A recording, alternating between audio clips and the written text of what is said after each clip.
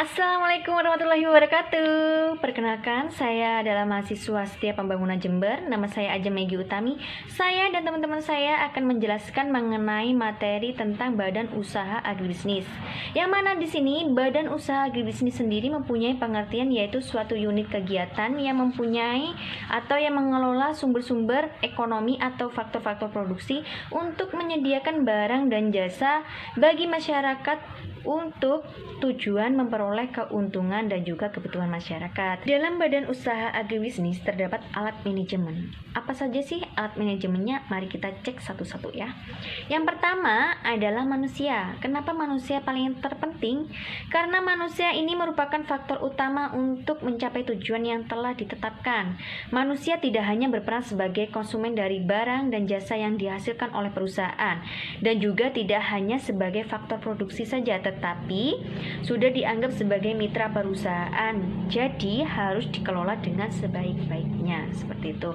Nah, untuk yang kedua yaitu uang. Uang berfungsi sebagai alat transaksi, oleh karena itu melakukan berbagai kegiatan perusahaan, uang sangat diperlukan.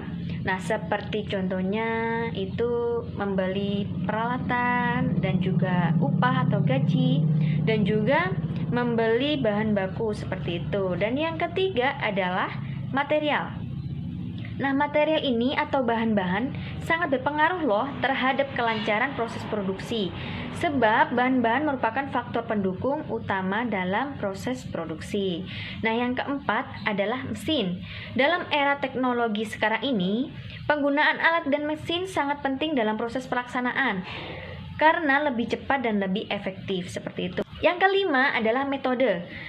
Agar suatu kegiatan lebih lancar atau berdaya guna dan berhasil guna, manusia dihadapkan pada berbagai alternatif atau cara untuk melakukan pekerjaan agar dapat berjalan dengan lancar dan sesuai dengan tujuan. Nah, yang keenam adalah pasar. Pasar merupakan sarana manajemen yang paling penting. Tanpa adanya pasar bagi hasil produksinya, tujuan perusahaan tidak mungkin dapat tercapai, seperti itu. Nah, untuk selanjutnya materinya akan disampaikan oleh teman saya. Nama saya Sinta Agustinrum. Di sini saya akan menjelaskan mengenai macam badan dan usaha. Badan usaha menurut lapangan usahanya dibagi menjadi 5. Yang pertama yaitu badan usaha pertanian, yang kedua adalah badan usaha perdagangan, yang ketiga adalah badan usaha industri, yang keempat badan usaha ekstraktif seperti nelayan, yang kelima adalah badan usaha. Badan usaha menurut kepemilikan modalnya dibagi menjadi 3, yaitu yang pertama badan usaha negara, yang kedua badan usaha swasta, dan yang terakhir adalah badan usaha campuran. Badan usaha berdasarkan tanggung jawab anggotanya. Yang pertama adalah badan usaha di mana pemiliknya bertanggung jawab penuh terhadap seluruh harta benda yang diikutsertakan dalam usaha maupun pribadinya. Yang kedua adalah badan usaha di mana pemiliknya bertanggung jawab secara terbatas hanya pada harta benda yang diikutsertakan dalam usahanya saja. Dan yang terakhir adalah badan usaha berdasarkan perbandingan penggunaan tenaga mesin dan tenaga kerja manusia. Dibagi menjadi 2, yang pertama adalah badan usaha padat modal, dan yang kedua adalah badan usaha padat karya. Apa saja sih yang harus dipertimbangkan dalam bentuk badan usaha ini? Yang pertama adalah jenis usaha, yang kedua adalah luas operasi atau volume usahanya, dan luas pasarnya. Ketiga adalah jumlah modal, yang keempat adalah keterlibatan pemilik, yang kelima adalah penentuan tanggung jawab usaha, yang keenam adalah penanggungan resiko, yang ketujuh adalah prinsip pengawasan manajemen yang digunakan, yang kedelapan adalah rencana, yang kesembilan adalah faktor stabilitas, kesinambungan, dan pengalihan kepemilikan. Yang ke-10 adalah kewajiban dan hak pilih dalam perpajakan. Yang ke-11 adalah masalah kerahasiaan perusahaan. Yang ke-12 adalah jangka waktu berdirinya perusahaan. Dan yang terakhir adalah lokasi, sasaran, serta falsafah pemilik. Sekian. Baik, saya Imamah Istiqomah. Saya akan melanjutkan materi yang sudah dijelaskan oleh teman-teman saya. Di sini saya akan mengulas materi tentang bentuk badan usaha yang dikelompokkan ke dalam 2 atau 3 sektor. Tapi di negara banyak umumnya hanya terdapat 2 sektor saja, yaitu usaha yang diselenggarakan oleh swasta dan yang kedua usaha yang diselenggarakan oleh pemerintah. Sedangkan negara yang mengelompokkan kegiatan usaha dalam 3 sektor seperti dilakukan di Indonesia ini terdiri atas badan usaha milik negara, koperasi, dan yang terakhir swasta.